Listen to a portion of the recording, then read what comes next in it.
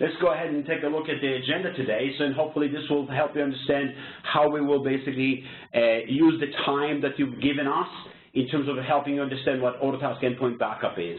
The first one is we're going to be talking about what is endpoint backup and how did we get to the conclusion that this is an underserved market, an opportunity for you to provide superior service to your customers.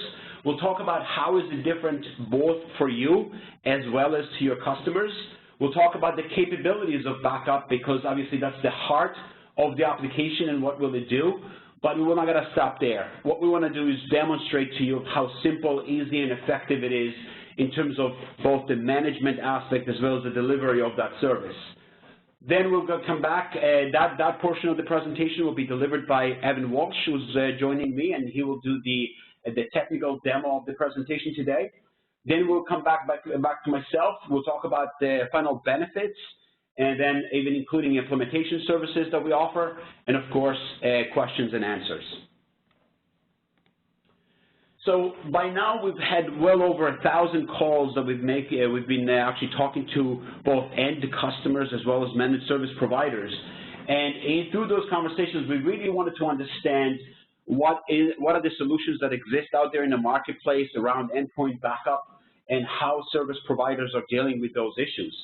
And our conclusion is that endpoint backup is both underserved as well as undermanaged area. It's something that is definitely absolutely needed, and we've uncovered that without a doubt, but at the same time, tools that exist in the marketplace make it very, very difficult and, quite frankly, non-profitable endeavor. It is definitely a must-have, but as I said before, due to the high operational overhead, the low margin service, therefore, many service providers are focusing on server backup, and we'll talk about a little more about what that is. And the final conclusion is that there has not been an acceptable strategy or technology that really delivers superior professional-grade backup in the marketplace. Another study that came out that validated this point is really a recent Gartner study that basically tried to assess the economic impact of data continuity as a result of end-user productivity due to a data loss or a hardware loss. And they basically identified 3 key areas. Much like we have, one is basically a hardware crash or loss. The second one is human error of accidentally deleting data. And the third one is obviously software corruption or virus infection. While the data was conducted for large organizations of 10,000 employees and above, the area that is applicable to all of us is really the deep analysis that they've conducted around the number of days lost as a result of these type of events. So you can see that if an employee is making around $40,000 in salary, and they're estimating that the overall data loss is around 6 days, then there's about 8, and then finally around 12 days based on the salary, and of course, the amount of data that type of individual is likely to store on their machine. So that data is applicable and transferable, and I think most of you probably are personally experienced with that information or with that situation and can attest to these times and these situations. So it's definitely a good way to think about what is the economic impact as a result of a data loss. So the other thing that we said is, okay, now that we know that there is the economic data loss, what are the current technologies, the current approaches of how people are backing up their endpoint data today? And to put things in perspective, when we talk about endpoint data, we mean basically data that exists on workstations and laptops, and those are the type of devices, but basically data is being produced. And again, majority of the data is really produced in those environments, obviously excluding any kind of enterprise databases that are running on servers. So what we have basically developed this proverbial F drive that we tend to basically call it. And what it is basically a network file server that many organizations tend to establish. And then they have 2 ways of encouraging customers of putting data on the F drive. And again, that basically goes back to the point of backing up the servers and the server basically having the data. So 2 ways that customers are putting data on the F drive. The first one is the traditional manual request, meaning they're putting the responsibility on the user to remember to never save anything on the local machine and then save everything to the F drive. The second one is a bit more advanced in that. They're basically profile policies where perhaps in my documents folder is replicated to the server, and therefore then is being copied to and then backed up. What we found out, however, is that this approach does not really solve the loss of productivity that customers eventually experience when they lose their devices. And we really were curious how come this policy that we, in fact, at Autotask, we had a very similar policy of F-Drive. So this was definitely something that is not unique to any organization. It's very prevalent and very popular approach. But when we really dug down in terms of why customers were not happy with this, or were not putting all their data on the F-Drive, is that we've uncovered that customers were saying, I have private documents that I do not wish to put on the F-Drive. They're my personal documents that I'm not willing to share, but if they're lost, I will need to reproduce them. Or I'm not ready to share the documents yet. It's my personal document, my name is basically, my reputation is on that document, and therefore I want to keep it private until I'm ready to basically share it. Other reasons for mobile workers was VPN is too slow, hard to use, too technical, too many passwords to remember, I don't really like it, or easier to save to the desktop or some other drive that I have, or faster to work from the local drive. All those reasons, when you put them all together, basically resulted in a situation that data that should have been backed up was not being backed up. And it's true for our organization, it's true for hundreds of organizations that we've spoken to directly. But here's the rub, here's the interesting part, is that when that happens, the service provider tells the customer, I told you to back up your data. I said, yeah, but I don't want to back up that data, or I don't want to put it on the server. But when they lose that data, they still hold the service provider accountable for not protecting the end customer for themselves. And that's really the opportunity that we saw. It's a reality that many organizations face. And with the introduction of tools and technologies like we're about to roll out today, I can assure you that the bar is going to go higher, and people will expect smarter and more effective solutions for data protection. And that's what I would like to impress upon you today, is that those tools exist, and you will see more and more customers expecting and demanding these type of approach for data continuity. So what is the solution that we have come up with that we're going to be talking to you today?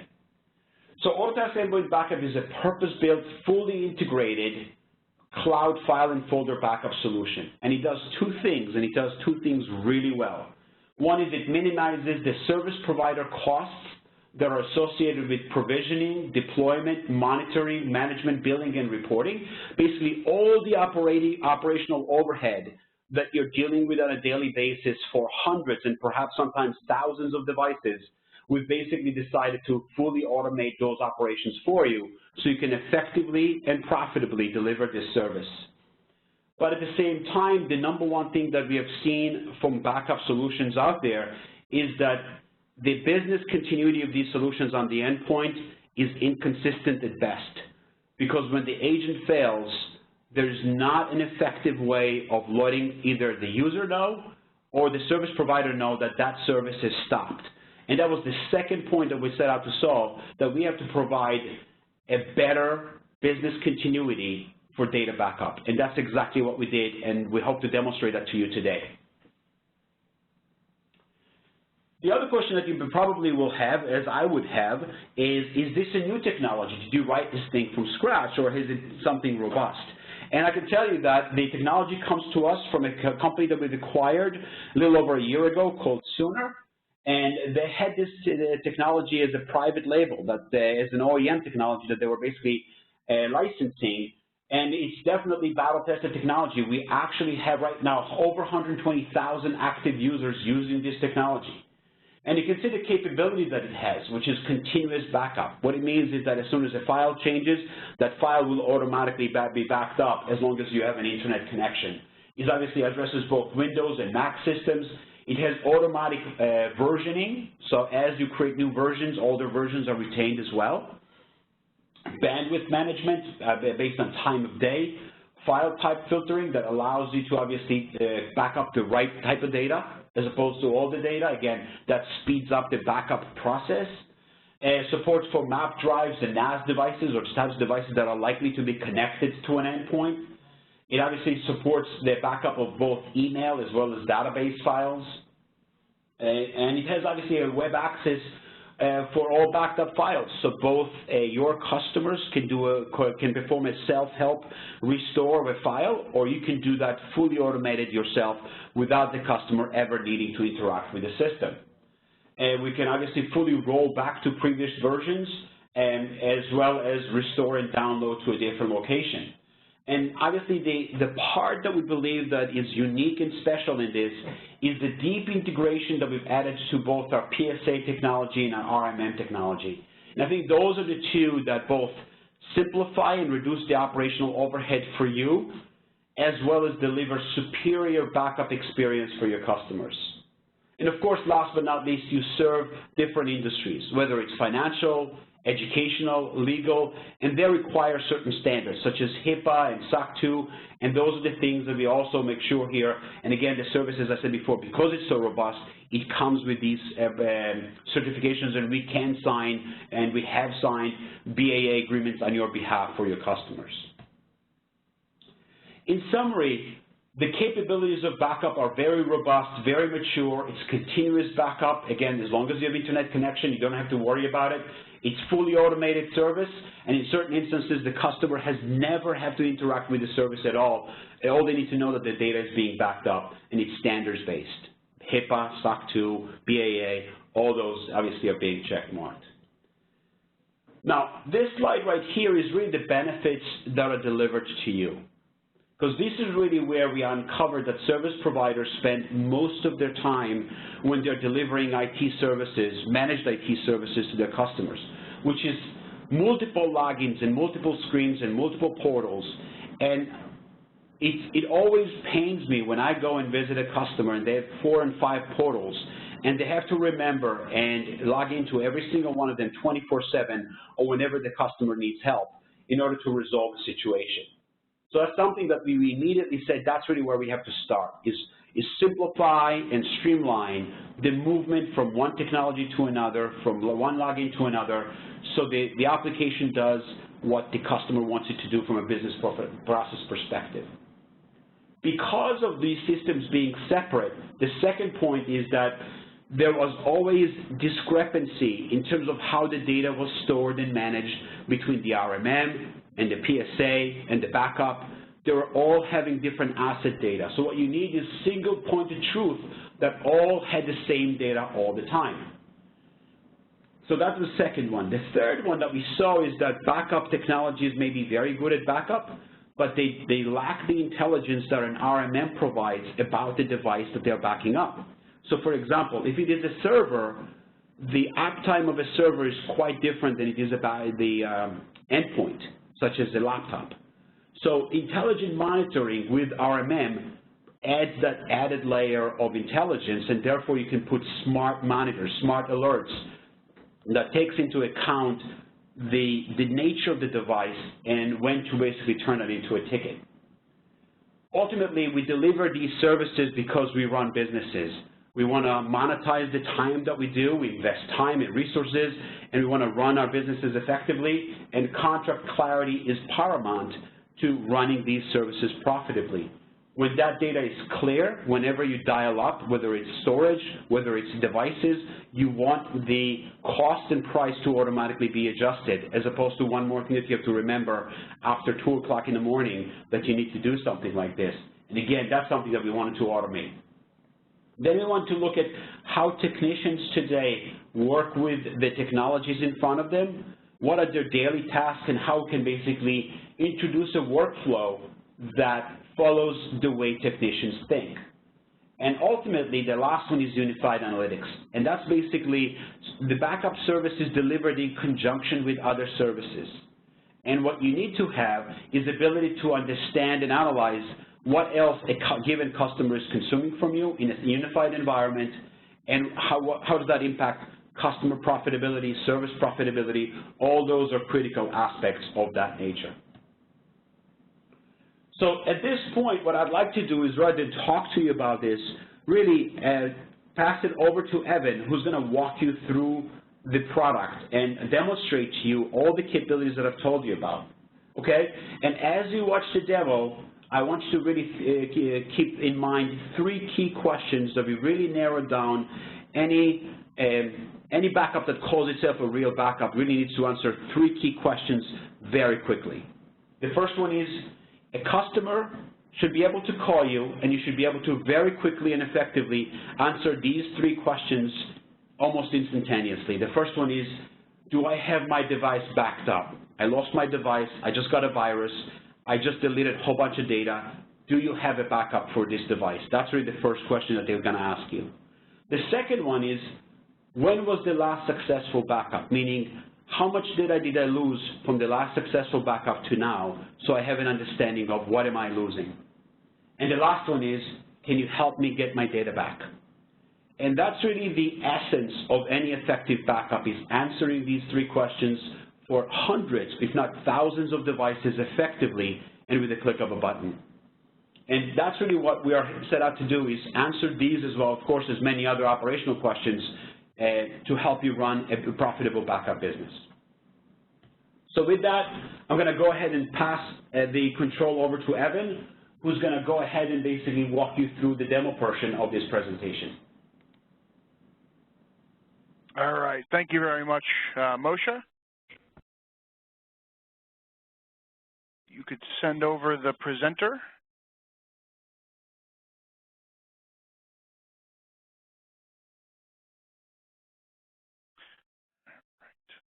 All right, again, thank you, Moshe. So Moshe did an excellent job, guys, of walking us through kind of the value prop for endpoint backup. So what we're going to do now is we're going to transition over to a live demonstration, walk you through setup, how it works, how it's deployed, how easily it's monitored.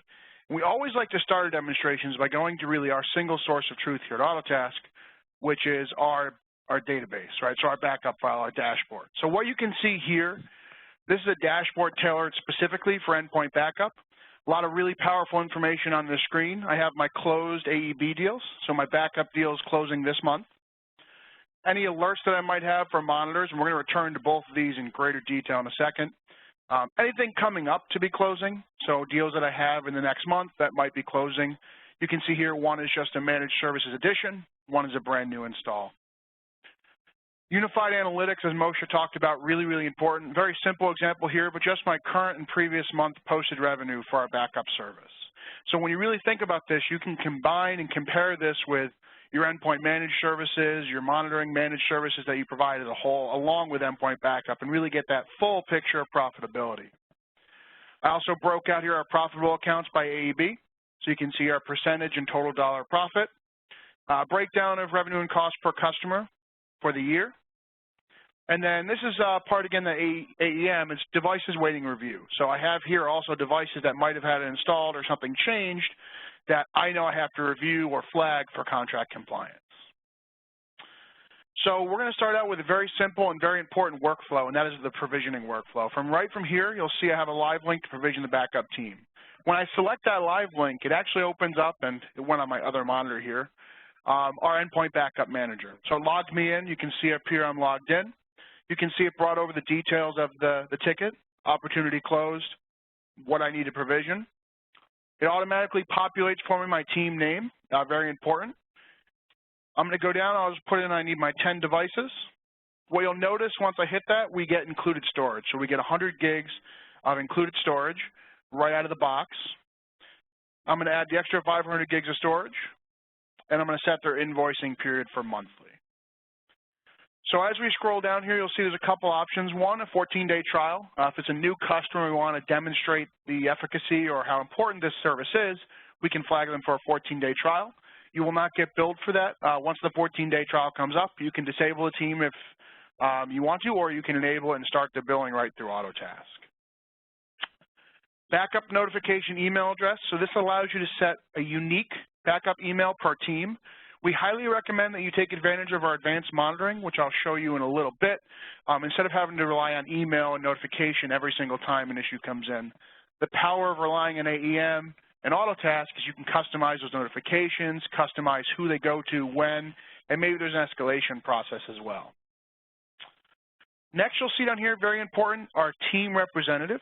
So obviously, we have an end-user license agreement that has to be signed off by the customer. And I just hit enter there, I created a team. What this is doing is actually creating the team for me. It's syncing it over to Autotask. It's sending out the end-user license agreement for signature so that we can be sure that the customer is up to date. All right, so you'll see down here at the bottom, I have my, I'll just sort by the company name, Windy Industries. So I'm going to go back in and edit that team.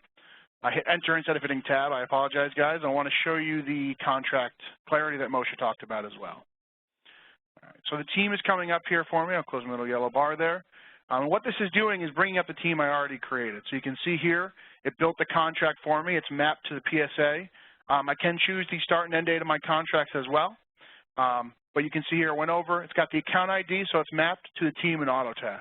And what that allowed us to do, when we hit save and any updates we make, it actually goes over into your PSA and makes those adjustments for you automatically. So if we open up here and we bring up our Windy,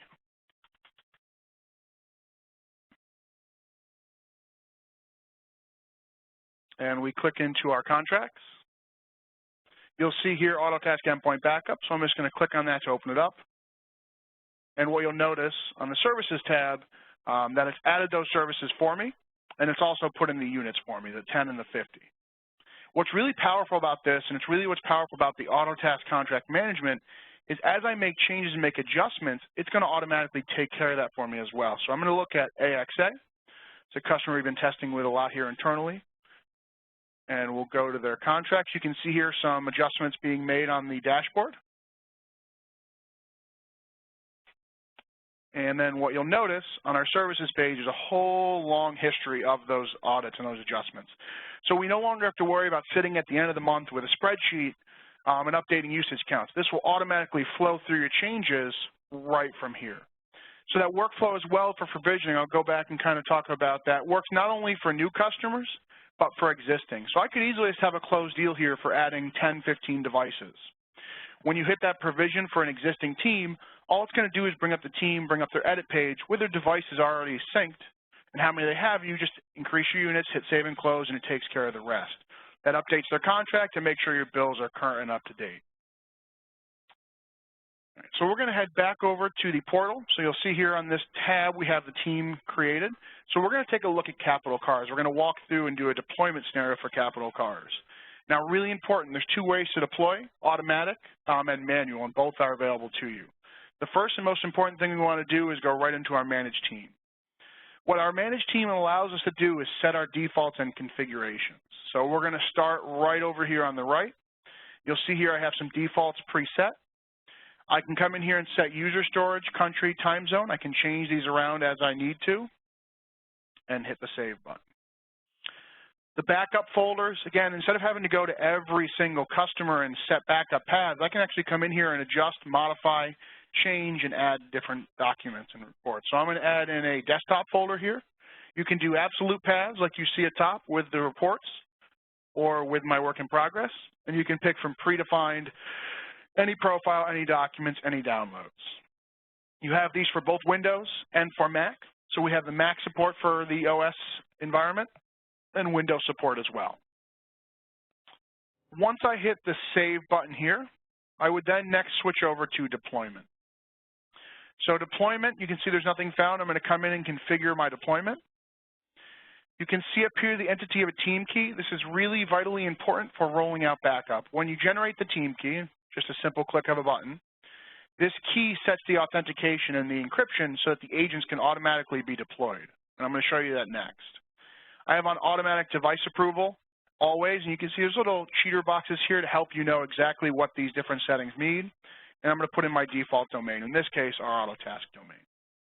Now, once I hit save, I have two ways that I can deploy this agent. Manually, with the agent installed locally, I just put in the team key, click OK.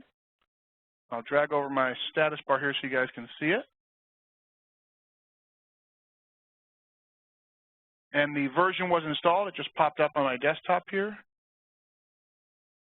And it's logged me in already. And what you'll see here when I bring this over, it's already going through the backup operations. It's getting the server, it's authenticating me, it's building my user, it's looking at my backup paths, it's letting us know there's backup pending, and it's also letting us know that it's going and how long is remaining. Now, I only have a very little bit backing up here, but as you can see, from deployment to actual installation, not a very long time. It's about 15 seconds. What that also means is right here in my portal, I have that user being built. You can see it right here. I can click on that user. I can see they have multiple devices. I can see the new one here should be this one. That's backing up. It's already 100% backed up. And right from here, I can do a full restore, get this information right back to my client. You can see here I can pick from multiple devices. Again, really important. Any one user could have 2 or 3 PCs. I might have a laptop and a desktop. We can support that. We have the ability to have multiple PCs per person. Also, as the backup kind of administrators, you guys have the option to change user. This does not happen for your end clients, but let's say you have somebody new coming in or replacing somebody, you can actually go ahead and push those files down if someone left or is being adjusted to a different user. So that's one deployment methodology, very, very simple. We're going to go back to the backup manager here, and I'm going to show you the second option, which is really my favorite. So I'm going to come back to Autotask. Right from Autotask, again, I'm going to go right into Endpoint Management. Very important to remember that we really did unify these platforms so that the work we do in each carries through to the other platforms. So I'm going to look at, again, Capital Car as our example we used. So I have a device in here, but just imagine I had 2, 3, 400, however many you want to choose to deploy to. And all I would do is just hit this little checkbox. I can do either a scheduled component, or I can run a quick job if I want to do it right away. I'll pick backup for Windows in this case. Pop in the team key, hit OK. It's going to schedule those installations automatically. Pass that team key through and start the authentication process. So instead of having to go on site, set up backup paths, or send them an email with a file and an instruction list on how to deploy and install the agent, right from Endpoint Management, that's going to be pushed out. So we took that flow one step farther. We also added what we call intelligent monitoring. So on the same Capital Cars account, I'm going to go look at our policies. If you're not familiar with AEM, or you are, you know policies can be set at both an account or an level, in this case a company, or across your whole application. They can also be targeted, so you want different monitors for your servers than maybe your workstations or laptops, right? They're not all the same. They don't get treated the same with their backup paths. So I have a backup policy here. I'm just going to click into it. I have a very simple one set up out of the box. It just says when the status is not running for a minute, I want to know, and it's a high priority. I'm going to add an additional monitor here, and I'm going to add a component monitor. And the value of the component monitor is with this endpoint backup monitor, which we've pre-built for you and tested, and it is in our comp store today at no additional charge, you can actually come in and customize when do you need an alert. You know, for myself and a lot of Autotask people and a lot of companies around the world, people are remote, they might travel, they might be home sometimes. Maybe a computer going offline or the service stopping because they shut down their laptop isn't enough to trigger an alert for that laptop. But I can come in and say, you know, if there's not a last complete, or if the last backup was 10 days for, oops, that's too many days, 10 days for a laptop, then I really want to know about it. But maybe a server, it's 0.5 days or 0.25, or maybe it's the second that service goes offline. We also added these 2 user-defined fields. What these allow us to do is actually pass information through the entire application in terms of the config item. So when we're looking at a config item in Autotask, we can widget around maybe configuration items going through an update or a restore. Or maybe the backup process. All that information is tied through, which ties into the reporting in Autotask, so you can do things like show your customers config items with last backup date, or any config items that had a ticket for restoration, how long that ticket took, and what was the status. Okay, so that's really where those analytics come into play. Everything flows into one system, so you can report out, monitor, check profitability, and make sure you have accountability as well. All right. From this page, whatever I set here, I go to the next page, I can set what do I want to do. So you can actually run components to restart the service, fix it, whatever you build custom or download from our comp store. You can also set custom email recipients, or what we usually prefer, the most important being the ticket details. So I want to create a ticket, use the settings, or I can actually custom make them myself. right? What that leads to, the whole workflow leads to, is the ability to really run your day from PSA. So I'm going to go back here. I'm going to go to my Autotask, and we'll talk next about this AEB alert. So what you'll see here is I have an alert, and I'm going to open up the ticket here just to show you. I have an alert that my process stopped for my endpoint monitor. There's that backup policy I just showed you. What's really cool here, you can click and view the endpoint management alert. You can actually see the configuration item. Right from here, I can actually launch Takeover with Splashtop, VNC, RDP, open the agent browser. Oh, and by the way, I also have that available right here from the ticket list. So I can work on those right from here as well. Very simple to do. I just click the button. It's going to launch the session. You'll see here it's already connected to the device where I can do things like run a command prompt, run a service, do a start. Then my Splashtop Takeover is going to load up as well for my VM, as you'll see here. Okay. So again, what we really want to drive is everyone working out of one platform where everyone is accountable. All of these alerts, all of these opportunities, all of these services, they can have widgets on them. The alerts can have workflow rules. So you can have maybe an escalation if it's not taken care of in a certain time frame. So it's really powerful to get all your information into one system. But what if you just want to focus on your backup today? You don't necessarily need to see everything in Autotask. You just want to log in and, as Moshe said, check my backups, last successful, and can you get my data back? So very simply now, we're going to go into our portal. I'm going to go over to our devices. Most commonly where people start, two ways to do this. You can see here, fully backed up, very simple, green is good. You have this lovely yellow that basically says there's something wrong. I can click on a device. So let's click on our Capital Cars device right here. Let's click on, let's click on Double T Designs. I can click on the device, see the backup paths, see what's backed up. Is it fully backed up? If it's not fully backed up, is there a difference between storage size or maybe offline? You can see right here I have the online status for this particular device is not online. I can also, right from here, get into Manage Device. And this is what's really important, because how do you get that data back if something happened to the device or if something's lost? Brings me right back to that page we saw before where I can do that full restore. Okay, so we're taking the power and we're putting it in your hands that from any one of our manager pages, whether it be from the devices or from the users, I can see, get to those devices and actually affect a backup right from here. Okay, really important again, on the devices side, all of these are configurable. So if you want to click and go by backup size, maybe or last online or status, you can click by those and really affect your change from there. If you need a quick report also, you can export this right down to CSV, including using different filters, company filter, user filter, etc., all from right up top. All right. Last but not least, I want to show you we also built a workflow for our end users. So what I'm going to do now is I'm going to launch our backup agent portal. And what's going to bring up is the customer's portal. So this is me as the end user for Capital Cars. You can see here my 2 devices and my 1 that was disabled. You can see here my device we just backed up today. You can see about 7 minutes ago.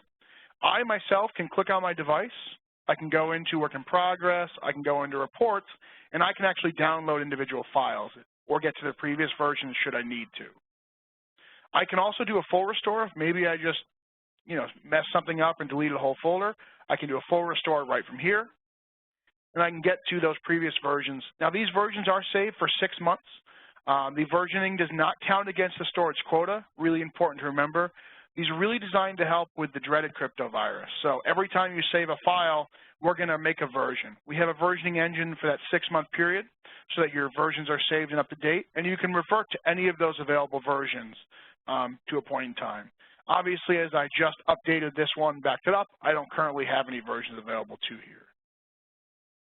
Customers can also see their restore status if they've done any restores and just see how it's going, what might have happened.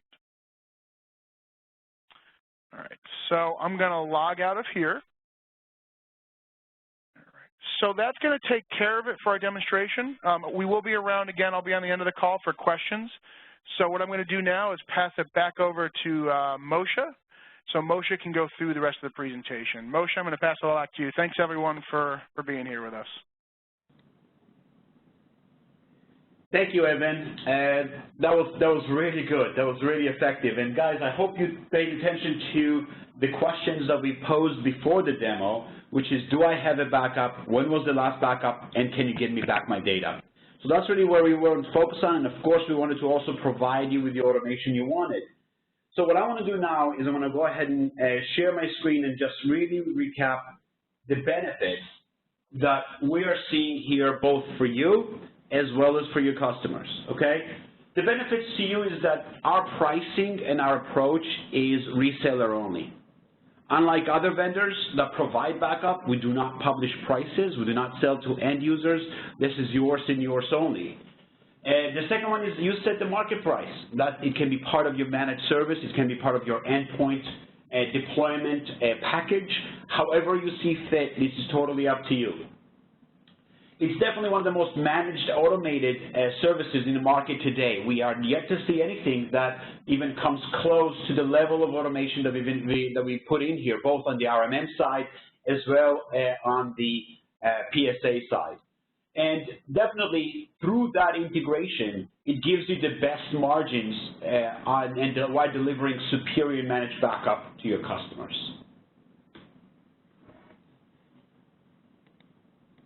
Now, a question may come up with, how does it benefit your customers? It's a fantastic question, and we absolutely have to answer that as well. So it's definitely a lot more reliable service than any other backup they've had, and I can assure you we've talked to other organizations that use other vendors. Let's not mention their names and be respectful of everybody. I'm sure everybody's doing a good job out there. But this is really what we found out, that we are definitely a lot more reliable service than any other cloud backup service that exists out there in the marketplace. It generates fast Delta backups. So it's intelligent when it comes to Office documents. It knows how to create those, and obviously provides both the self-help and easy-to-use self-restore data. It can be, in a way, much like Evan showed, that there's a zero customer involvement in install, configuration, and management of the backup, because you can set the path. You can automatically authenticate. You can remotely install and push the agent. There's really very little the customer needs to do in order to make sure that their data is secure. And ultimately, that leads to basically the backup being business-grade backup. It's smart backup with intelligent monitoring and rapid remediation tools that delivers the right quality for critical data that your customer needs to protect. Okay? Now, the other way that we wanted to think about it is how our other backup devices are out there in the marketplace. And metaphorically speaking, other backup devices may give you elements or tools that are left to you, the IT service provider, to orchestrate, integrate, and monitor, and then really plug into all their back-end systems. And the way we see ours is really about this, about you guys sitting on the chairs there, and then the backup is really the information that you see in front of you, a fully managed service that is delivered to you, and then obviously you can make intelligent decisions based on the information that is presented to you. Another way to think about it is really comparing the type of work or workflow that a traditional backup provides today. So I'm going to go ahead and start with the backup agent here on the bottom right on a typical backup, right? When something happens, an email will be sent to the end user that a backup may have stopped, or they ran out of data, or some issue has occurred. At the same time, a message will be added to the backup management portal. Again, this is directly from customer feedback of how other technologies work. And then basically the service provider is responsible for periodically checking this portal. And then when an issue exists, they have to find that same device in the RMM and then figure out how to remote into it. And then separately, they have to log into their business management portal, open a ticket, record the amount of time. So it's really the responsibilities on the service provider to orchestrate and connect the three different disparate technologies to correct the situation and obviously, record the time that it took to record it. So what are we seeing here? We're seeing multiple independent systems, no external monitoring of backup. So if backup fails, what is monitoring it? And a failure does not necessarily mean that the executable has stopped from running. It can be that the executable is running, but there is another problem. And what you see here and what Evan demonstrated is that we're actually writing intelligent data every 30 seconds letting the RMM know of what is the status of backup outside of the executable running. That's really a very basic and rudimentary type of way of monitoring any type of system. So backup notifications obviously cannot know, because they're not really an RMM technology, about the type of system that you're running on. Emails obviously get ignored because they become spam after a while, because they give you false positives. And MSP needs to use multiple systems to resolve the problem, and each agent failure can cost sometimes hours to correct if you are having difficulty understanding how each technology relates to each device. So in contrast, this is really the schematic or marketer, if you will, of how the AEB backup really works. So here you have basically the endpoint backup agent, and then you have an AEM agent that is monitoring the AEB agent intelligently with one goal.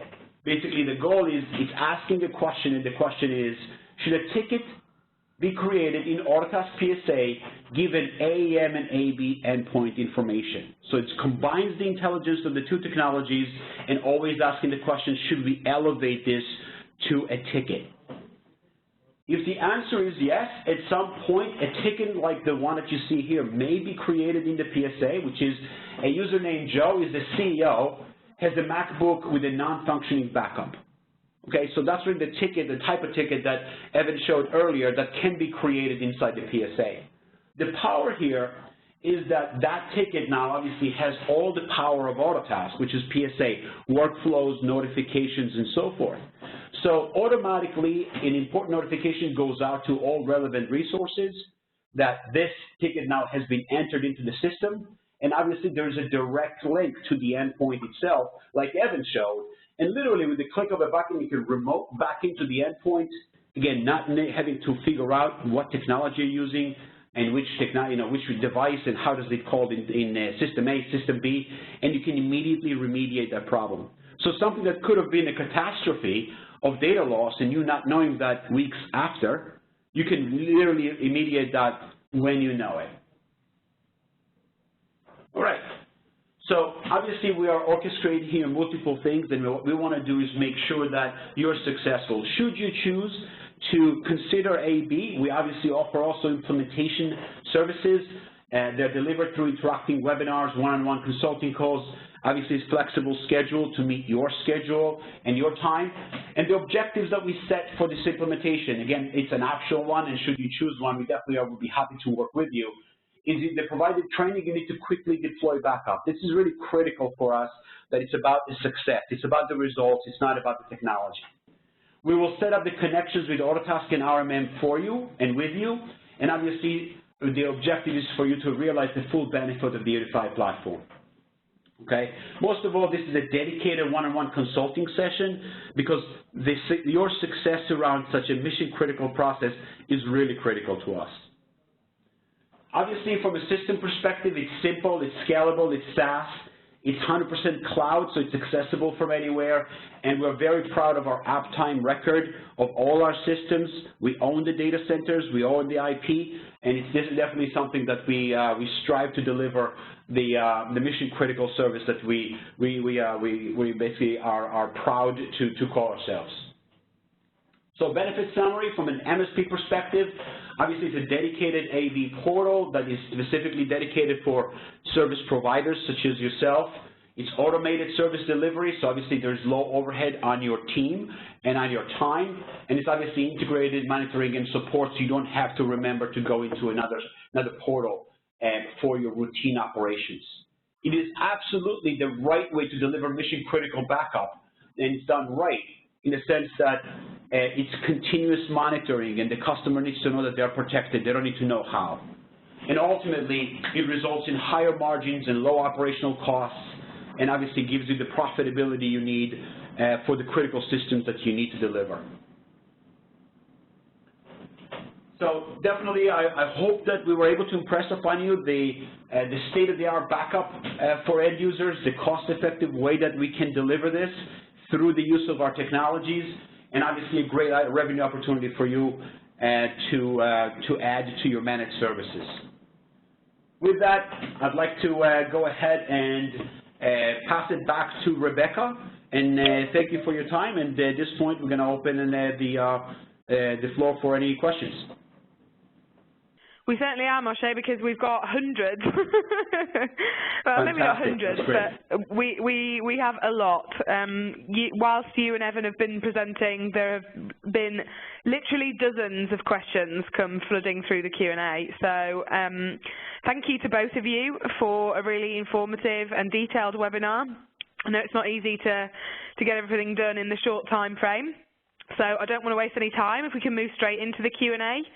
And the first question, I'm just going to put it out there, guys, and you guys can kind of figure out who is best placed to answer it. So the first question we have is, can you do a restore of all files and settings, including profiles, shortcuts, browser bookmarks, etc., on a newly imaged machine? That's a great question, Rebecca. So here's the answer for that question.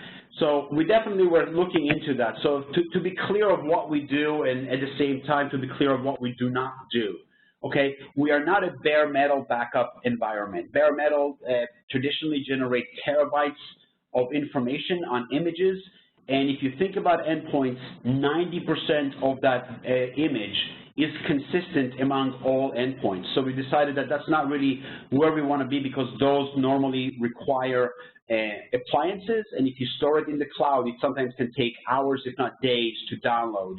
And that's not really what we wanted to focus on. Now, as to the question itself, can we back up settings, profiles, and so forth? The answer is yes, because what we can do, much like you saw from Evan's description there, you can just add the profiles and anything recursively from that directory down, whether it's bookmarks or anything else, will automatically be saved for that user.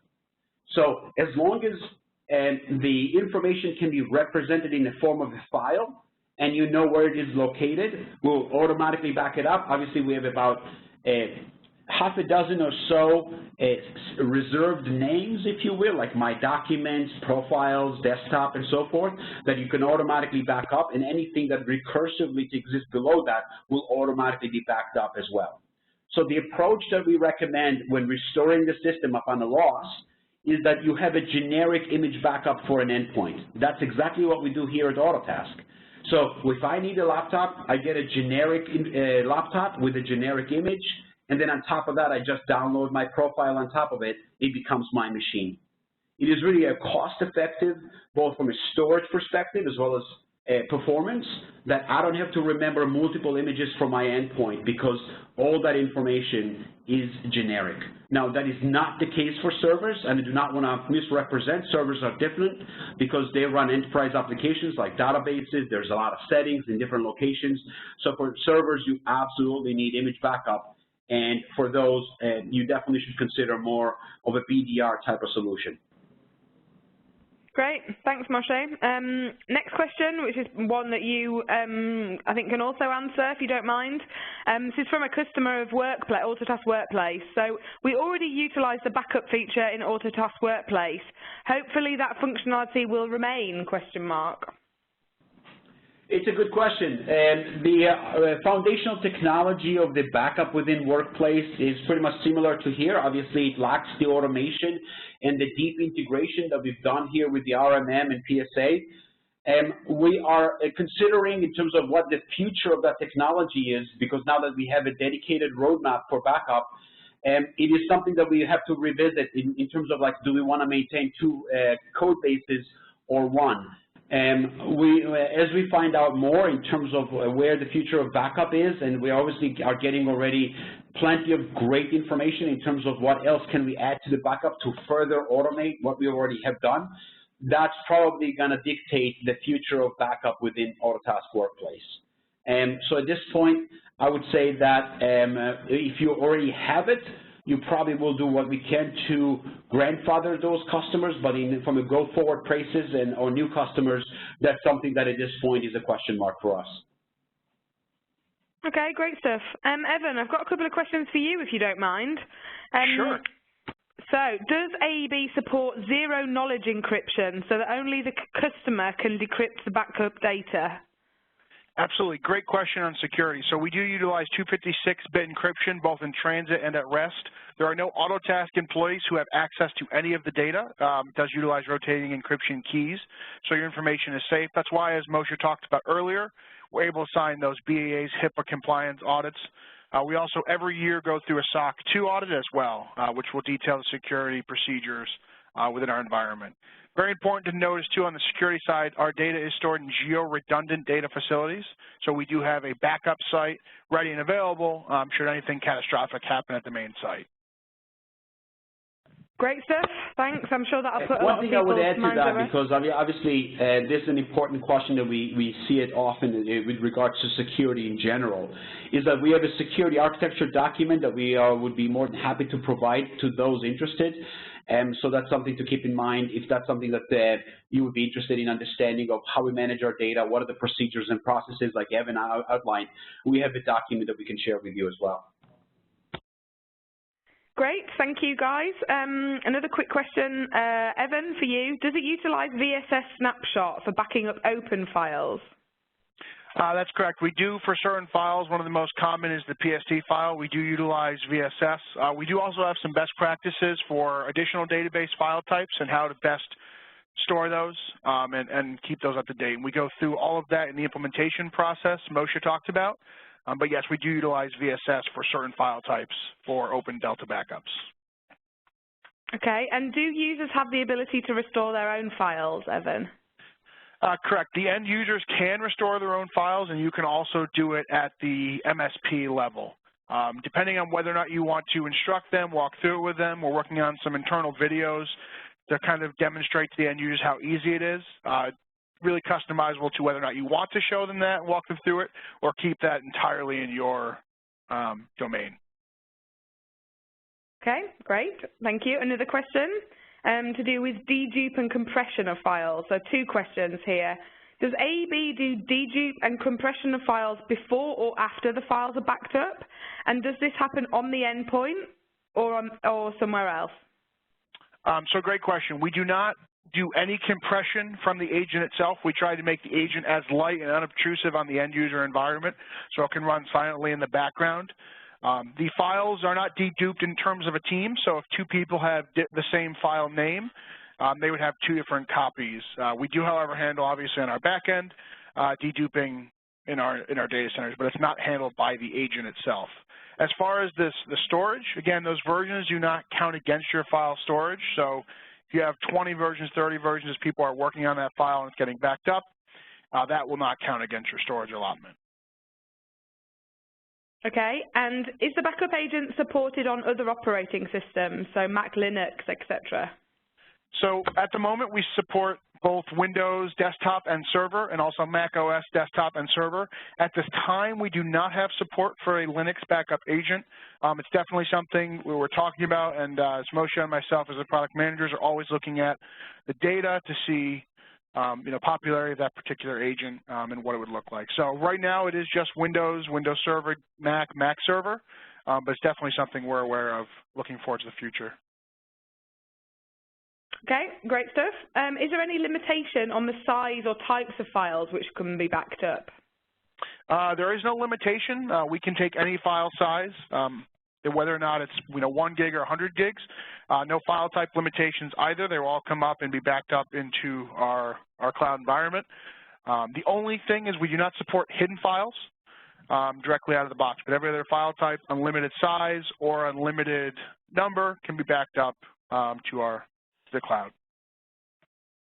Okay. We've had quite a lot of questions about versioning, Evan. Can you maybe talk about that? I mean, we've had a couple of questions, for example, does it support versioning? What kind of versions get stored? How do they get stored? Can you just talk us through that?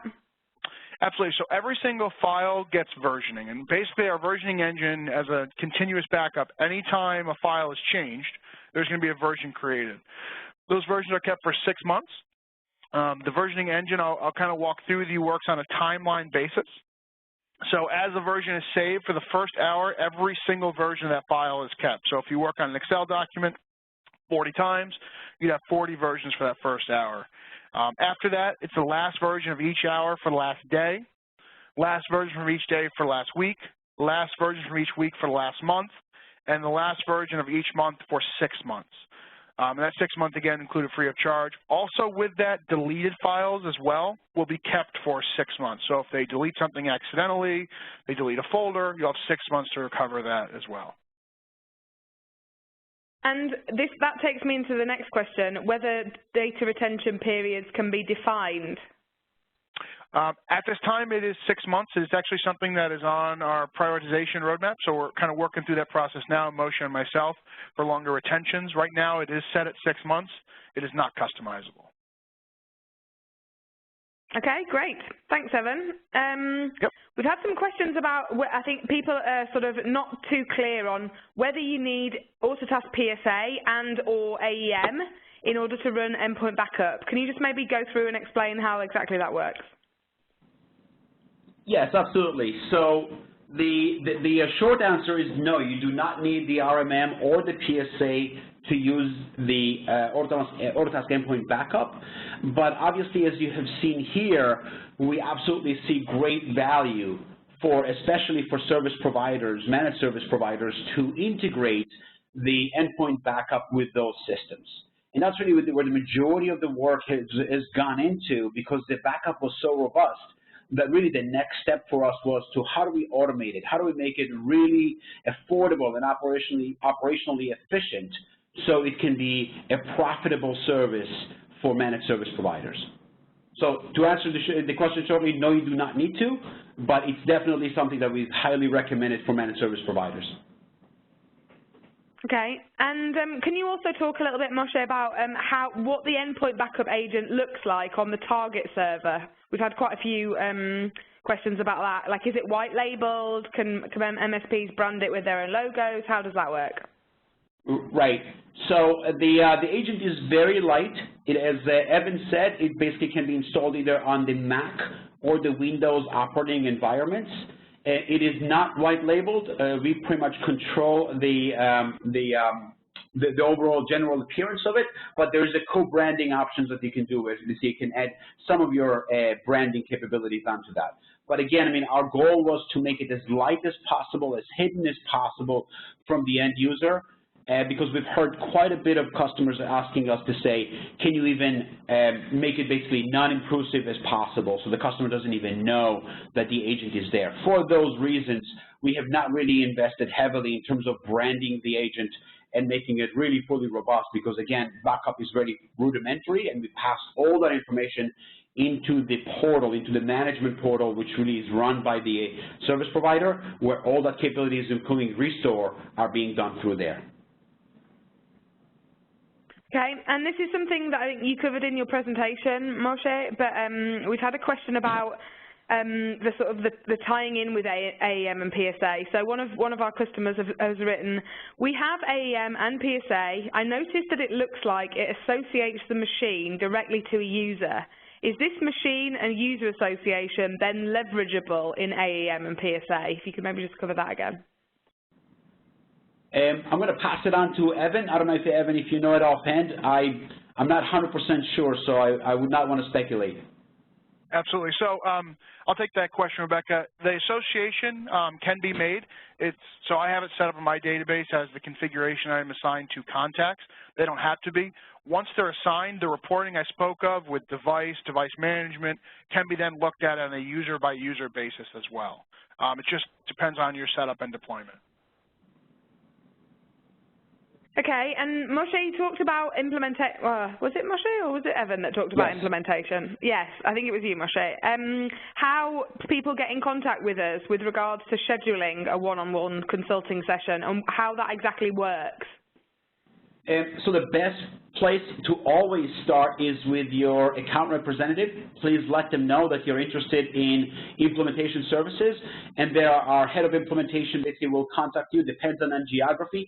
That may be a different individual. They will basically then work with you to set up a schedule that is convenient for you, for your time zone, of course, and your availability, and then we'll take it from there. And what about if people want to find out more about the structure of our costs, our pricing structure? Where do they go to get that information? That's a great question. So from a pricing perspective, what we've seen in the marketplace is we are very competitive in what other vendors are offering from a price perspective. The one thing that obviously to keep in mind is that the price will vary based on both the volume of endpoints as well as the amount of storage that you will be deciding to move forward with. So those obviously are two levers and that will dictate the final price. But again, from a market perspective and what we have seen, we're very competitive consistently. And again, having closed well over several hundred deals already, I can tell you that we have seen it over and over again that we are quite competitive there as well. So I feel comfortable with that. All right. Well, I think that brings us to the end of the Q&A. I'm just looking back in the Q&A box just to make sure that we've covered everything that we need to. But it looks like we've taken all the questions. So I just want to say thank you very much again, Moshe and Evan, for taking the time today to give us an introduction and a demo of Autotask Endpoint Backup. And you can see, guys, here on the screen, we've displayed the contact details of both of those guys. So if you want any more information, obviously, if you're an Autotask customer, you can always contact your account manager, regardless of what you want to talk to him or her about. That should always be your first port of call. But obviously, Moshe and Evan are very happy to take any additional questions that you have, particularly with regards to the content of this webinar. So thanks very much, guys. Really appreciate it. And look forward to seeing everybody in the next webinar. Thanks very much. Thanks, everyone.